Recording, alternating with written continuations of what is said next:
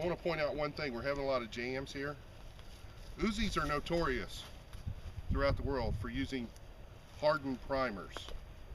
This last round that looked like it had shot is actually a compressed round, but it did hit the firing pin. Because the primer is soft, it did not detonate the primer. You have to use hardened primers in Uzis, and those are usually made by Israeli Military Industries, IMI. Okay.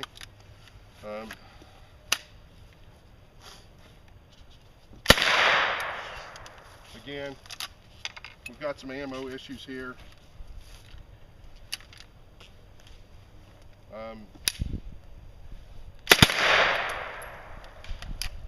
She's empty.